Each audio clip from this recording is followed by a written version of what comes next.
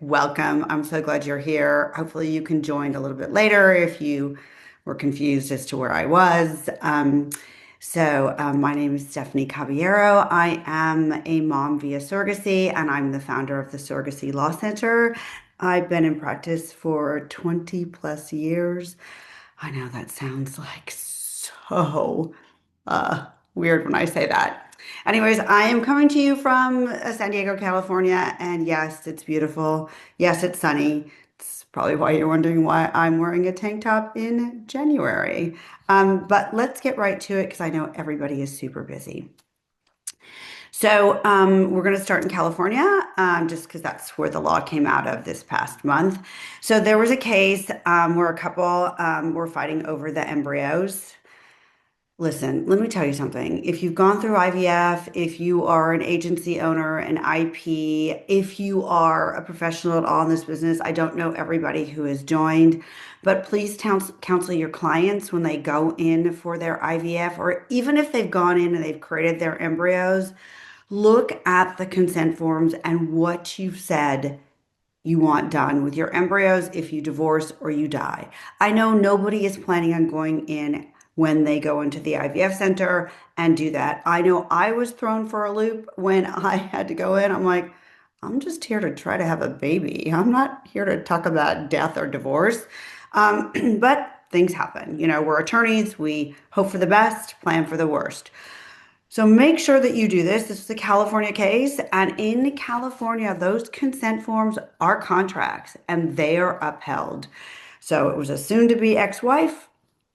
She got custody of the embryos, and of course, the ex-husband did not want her to have custody of the embryos because then if she creates a child, does he have legal obligations to that child? Remember, a child has those obligations on their own. You cannot contract away a child's right. Actually, in California, you kind of can, but that's embryo donation. So that's a whole different ball of wax than what we're talking about today. The court said, yes, it's a contract. And they agreed that if they divorce, the ex-wife gets the embryos. So she got the embryos. I don't know what other states' laws are regarding that. I do know that a lot of other states, if they have not had this issue in their courts before, they look to other courts and they look to California. And this is the second time that California has decided this issue. I don't know why the ex-husband brought the case. I mean, he was going to lose, but good luck for that. So just remember, go look at your consent forms. If you're confused about what your contract says, and because your contract could say something, if you have an egg donor contract, could say something different. I always say if my clients don't know what they've put in their consent forms, because sometimes it's a long time that they've signed the consent forms, they don't remember what they said. I just said, we're going to go with what you've said in your consent forms. So just keep that in mind. All right. Um, Switching a little bit, but we're still in California. I don't know if you know much about San Diego, but San Diego has a huge military presence. Yes, the Navy SEALs are here. So when I have people who are visiting, I take them to Coronado because that's where the Navy SEALs are, and we see helicopters flying around. It is actually super cool. And yes, it's on the ocean. Yes, it's usually beautiful. I know you can hate me right now, but it is what it is. Actually, there are some downsides to being in San Diego too. So, as all things. Anyways, people in the U.S. House of Representatives, as well as our state representative, I know it's a little confusing. There's state people and then there's U.S. representatives. But we have this gal, Sarah Jacobs. She's really a young representative. I don't think she's my representative, but she has been fighting for military families to get IVF benefits. Other people in Congress have been doing the same. I know I walked Capitol Hill to try to get IVF benefits for military personnel, especially since I'm in San Diego now. We've got Miramar, where Top Gun was filmed. And we've got the Navy SEALs, and then we have Camp Pendleton. I've had lots of surrogates who are military. I've had staff who have a military tie. And so Sarah Jacobs was the recent representative to try to get something done in Congress regarding IVF benefits, and it hasn't worked yet. They tabled it though for 2026. I have to tell you guys, I am not really not holding my breath on this one, but I love the fact that she's trying. She feels really strongly that people will leave the military, because it's just they need to make a better job. I know the military has great benefits, and we don't want to lose the military personnel that we have. So, hats off to her. I'll keep tabs on this. Fingers crossed. It would be wonderful if they got IVF benefits. I feel that if you serve your country, and sometimes when you serve your country, you lose your fertility because of an injury that you've sustained while you're serving your country, you should get IVF benefits, right? So now we're switching to Illinois. So this was a couple, again, they divorced. They were fighting over their embryos. I know it doesn't happen very often, but let me tell you something. Infertility is stressful. Even if you're same sex, you didn't really have infertility if you're two guys, right? But going through IVF is stressful. Getting your embryos, getting them tested, getting to the transfer. There are no guarantees in each and every step. I remember telling my doctor, oh my gosh, how adorable was this? I'm like, what? People don't get embryos? He's like, oh no, child. People don't get embryos all the time. So, it is stressful, right? So, in December in Illinois, this woman actually, she's fighting over the embryos with her husband on what to do. And then she sued the clinic because she spent a lot of money in the legal case with her ex-husband fighting over the embryos. Again, they said in the consent forms that she got them. He didn't want her to get them. She fought to get them. She eventually got them. But litigation is expensive. I don't know where it is in the rest of the world, but in the United States, it's expensive to file a court case.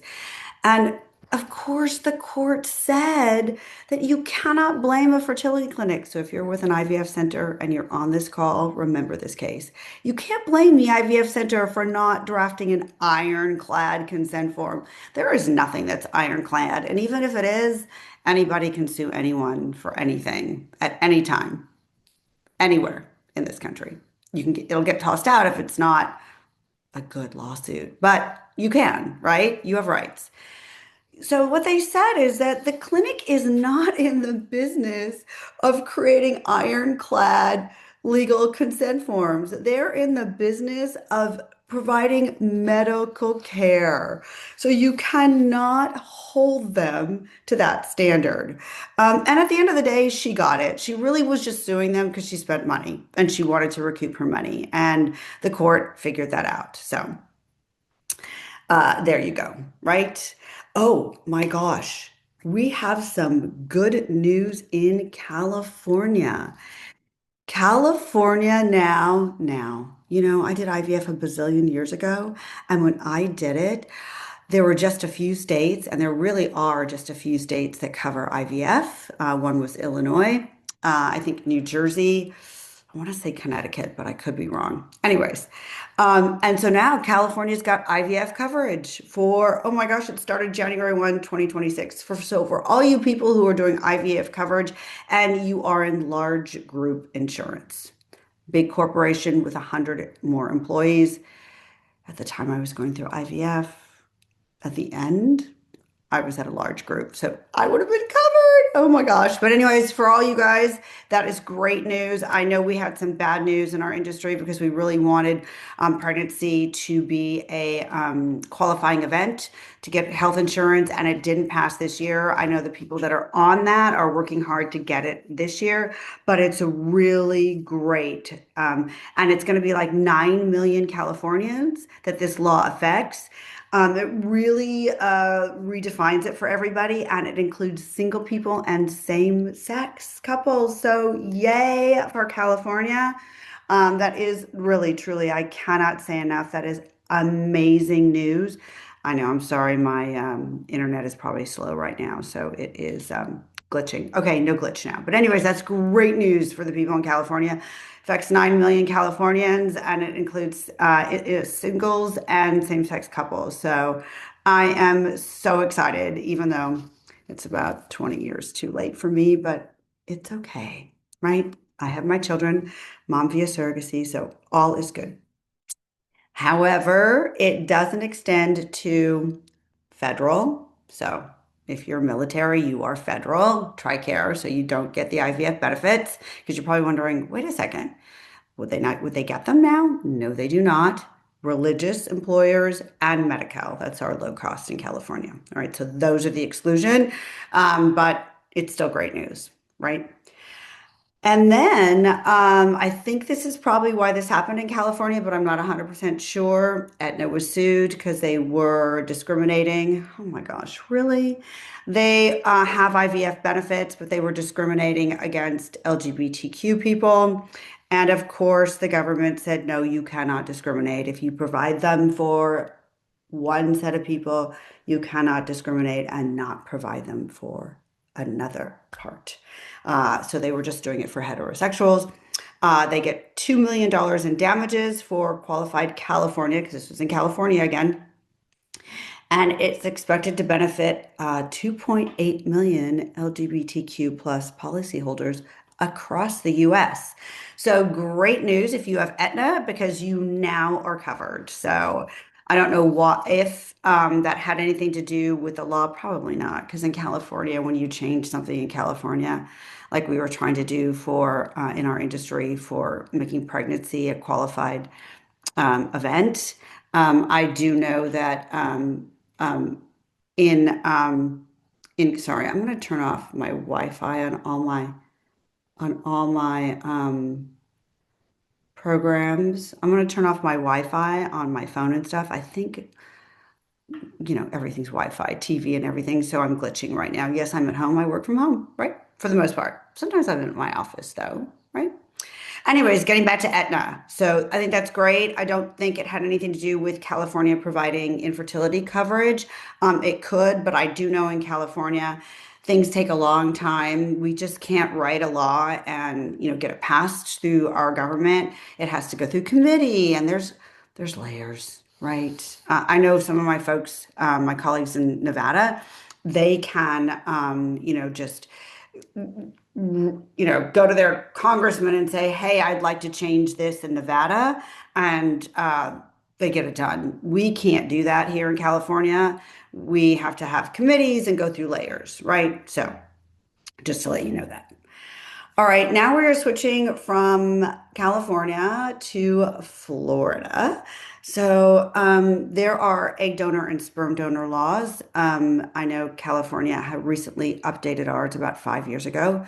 Yes, we were practicing in California without an egg donor law. It was written before egg donation had even started occurring, and it was not gender neutral, right? We didn't do that then. We said men, women, things like that.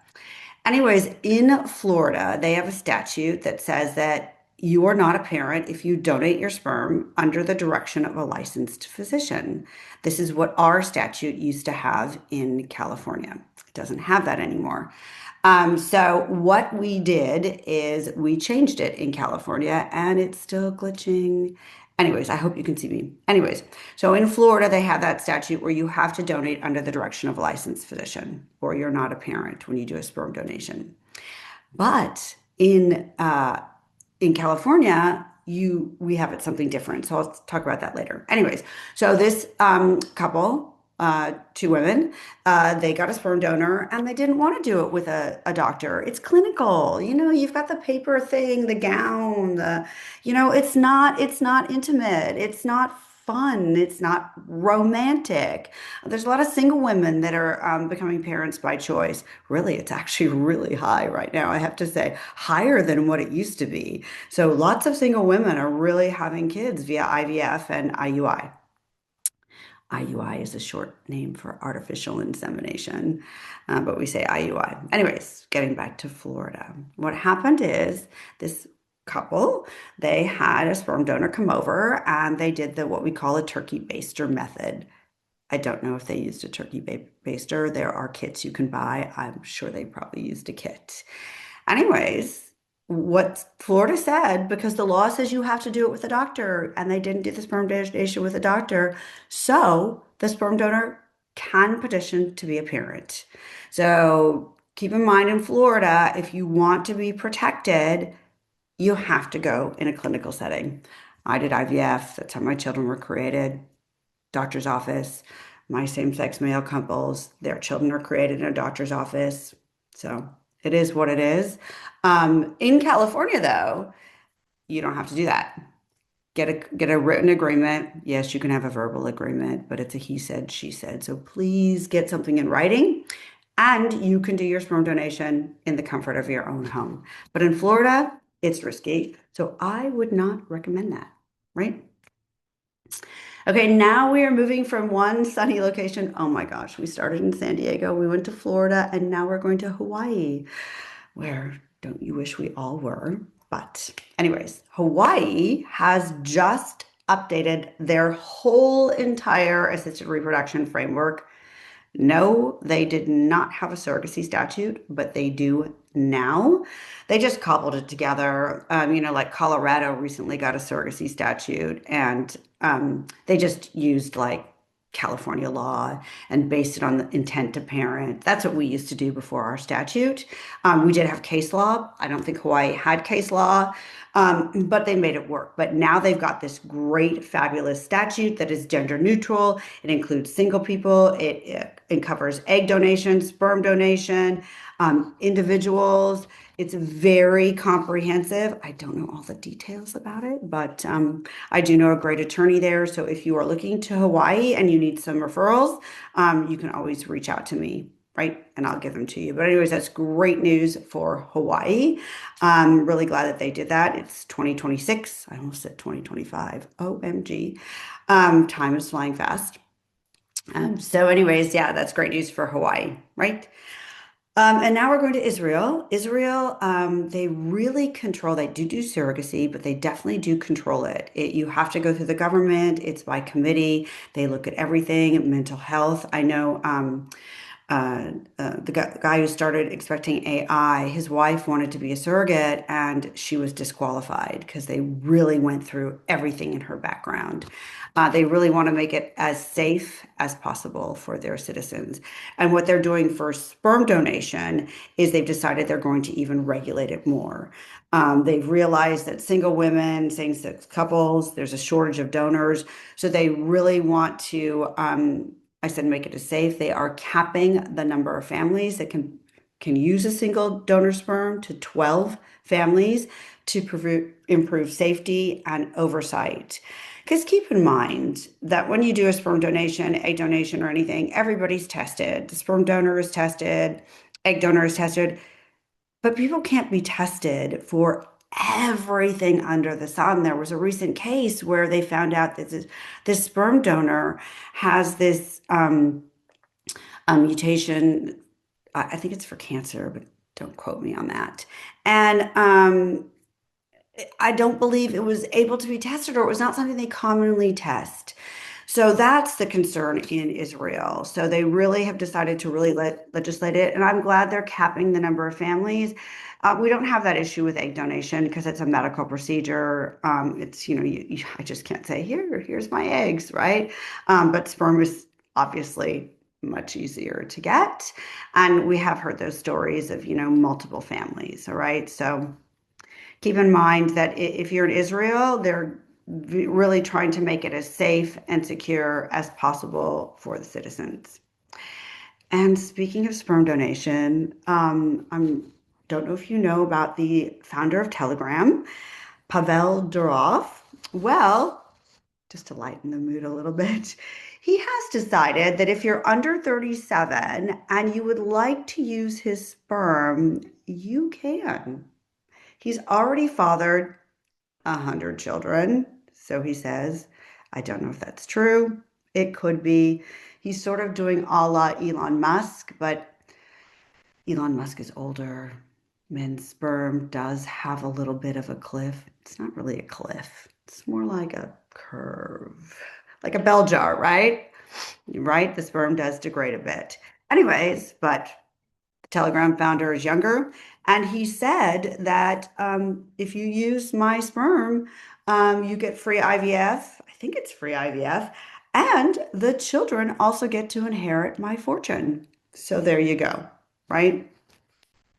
Kind of crazy, but I think he believes that because he started Telegram and he's obviously very smart and bright, that he would like to have as many children as possible to carry on his genetics. I think it's a guy thing, right? Let me know. You can always, follow me on the socials, reach out to me and let me know why. Be interested in finding out.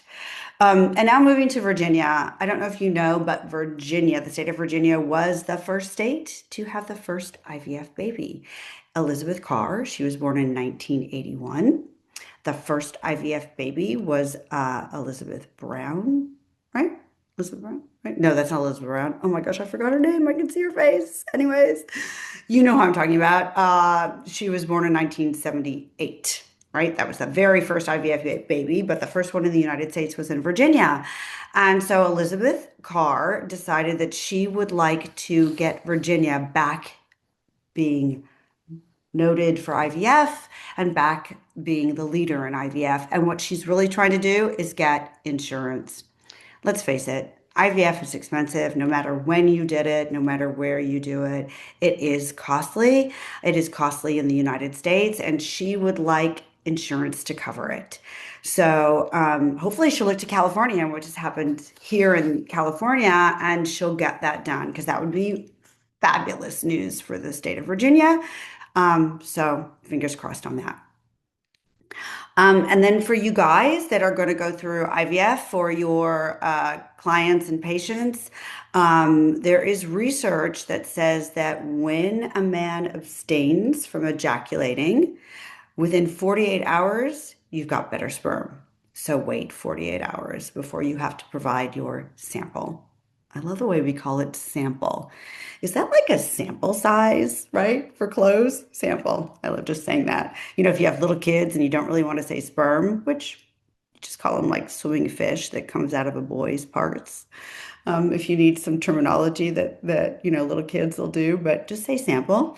So it's 48 hours. I know there are so many rules for you guys. No hot tubs. They probably don't want you doing a lot of working out. No smoking, obviously. No drinking. No marijuana use. It's pretty much legal a lot of places in the world. So, anyways, but wait 48 hours is what the research is saying. So, FYI on that little tip. And then talking about some things that happen at the end of the year, there are two foundations here that provide grants for IVF. Again, going through infertility is expensive. Going through third-party reproduction, it's part of infertility, is expensive. It's the Wyatt Fertility Foundation and Conceive Fertility Foundation. And they gave each aspiring parent or couple, because you could be single, thank you, that's very nice, $15,000 towards IVF and an additional 1,000 for genetic testing. That is amazing. I know I tried to get free IVF. They used to have like these, because way before the internet and all the things, we used to get this big room with like hundreds of people, and you'd hear a presentation with the doctor and everything, and then they'd raffle the IVF, and I was like, oh my gosh, me, but no, it wasn't me. Anyway, so it's the Wyatt Fertility Foundation and Conceive Fertility Foundation. So that's wonderful news. It helps out because people sometimes ask me, do you know any places where I can get a grant or things like that? So it's Wyatt and Conceive.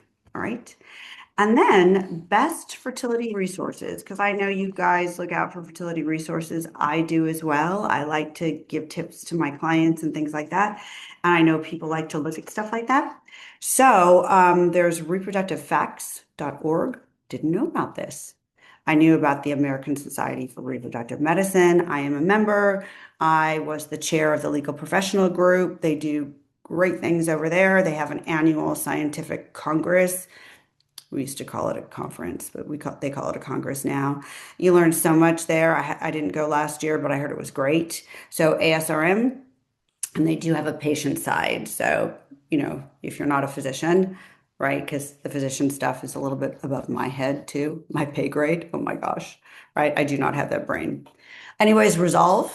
is also another great resource, and they are rebranding. They started a long time ago when it was mostly heterosexuals and women and couples trying to conceive. And they realized that there is just a whole plethora. Don't you love that word, plethora? I do. I can't believe it just popped in my head. I'm like, oh, I get to use that word.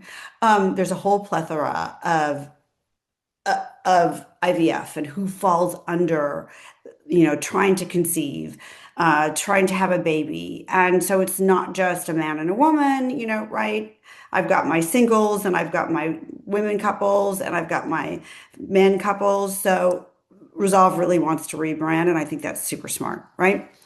There's also SART. You can get it's a Society for Assisted Reproductive Technology. You can get a lot of information about US. I think it's just US IVF clinics. So you can get a lot of information on their success rates and things like that on the SART.org website. Keep in mind that the data that SART presents on its website is self-reported. So each clinic self-reports that data. So keep that in mind. Don't think it's incorrect. It just might be stretched a bit or massaged in different ways, right? I don't know, though. I'm not doing that work. Baby Quest Foundation, again, they offer financial assistance and grants. So I think that's wonderful. We're starting out January, and there's lots of people who really want to end the year on a high note. So Baby Quest Foundation, right? And there's also Fertility IQ that helps patients understand fertility treatments. So that's really great. There's Baby Center, conception, fertility tracking. More on that later. Ovia Health is a fertility and cycle tracking tool. More on that later. And Flow is a cycle tracking, obviously, for periods. Then there's Men's Health Network. Yay, we finally get the men in here. All right, so it's an advocacy organization and it includes educational resources focused on male reproductive health. I have to say, more is coming out on couples who can't conceive and the male infertility factor. So, men, just, watch your fertility and pay attention to what you could do. I know for me, I don't think there was much I could do, but if there's something you guys can do regarding your fertility, get right on that, right? Anyways, there's been a lot of information on fertility tracking apps. They are a great resource. I know my daughter uses one, but they do collect information. So if you have privacy concerns, you might want to go back to going old school and just keeping that data somewhere else, because your personal data may be stored, shared, or sold to third parties. I know the young people really, truly, they figure, oh, my privacy has been taken. And I say the same thing. All our information is on the dark web and it's, out there and everything. But just to let you know that, if you were on on those and use them, they could have security vulnerabilities and if privacy is an issue, right? Okay, so the last thing I want to talk about is surrogates. I know 2025 was a pretty rough year for us regarding surrogacy and what was in the news. And I know the Pope just came out with some pretty negative statements regarding children, which is so harmful and hurtful because at the end of the day, it really and truly is about the children. And why would you want to say something so hurtful? I think he called them products. Yeah, just sit with that.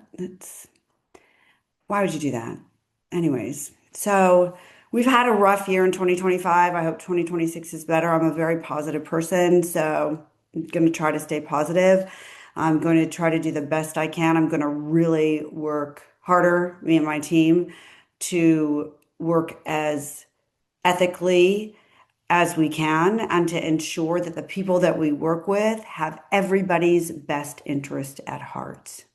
Full stop, right? But getting back to surrogacy, there was this 20-year study on surrogates. And guess what they found? That 20 years on, the surrogates are doing well. So I don't know about all the negativity around surrogacy. I think it really needs to stop. because what they found out is they don't suffer from clinical depression. Now, this was a small study, right? But they followed them for 20 years. It was only 21 surrogates, but they were demonstrated normal to positive levels of self-esteem, emotional well-being, life satisfaction, and overall psychological flourishing. So, no, surrogacy, for the most part, does not harm women. These women, especially in the United States, they are not forced. They raise their hands. They voluntarily go through with this. They agree to do this. They want to help somebody who's struggling with their infertility, or even if you're same sex that can't have a baby without a surrogate, right? So 62% may maintain ongoing contact. I love that. I still am in contact with my surrogate. She has not met my children since they were babies. So she really needs to do that. I need to figure out how to make that happen. I'm in California, she's in Oregon. So I need to make that happen. My daughter's not so curious, but my son actually has a little bit of curiosity there, right? They made, like I told you, 62% contact with the child and or the intended parents, and it was positive, not distressing. So they weren't upset. They felt great about what they did. So what this shows as the long-term psychological outcomes are not adverse. It can be done ethically and it can be legally sustainable. All right. So like to end on a positive note, like I said. Anyways, oh, this was only a half hour, so you get more time back. I said 45 minutes. Um, so please contact me and let me know what you want me to do for next month, how you want me to do this, if you like what I'm doing, any tips, any advice for making it better, and what you want to see. I'm open to it. Really and truly, this is for you.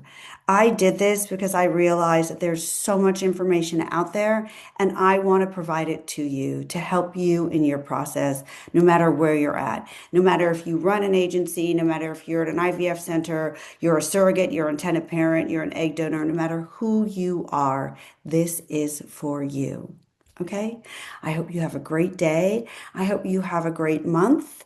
And reach out to me. You can find me on all the socials. You can email me. I'm on WhatsApp. I hope you have a great day, a great night, no matter where you're at. And thank you for joining. I really appreciate it. All right. Thanks. Bye. Oh, wait, questions. Does somebody have a question? Sorry, I have to do my glasses. Oh, yes, there is a Q&A. Geez, Aloo. Yes, I provide written email. I provide this in writing. So if you want, I can give you the sources that I got. So Dan, you can email me. I do provide a summary at the end for everybody's intended. So you'll get a summary. But Dan, if you want anything that I've mentioned, I'm happy to provide that. Okay. So let me know and I'll get that to you. All right. Anyways, thanks so much for joining, and you guys have a great day and night. Take care. Bye.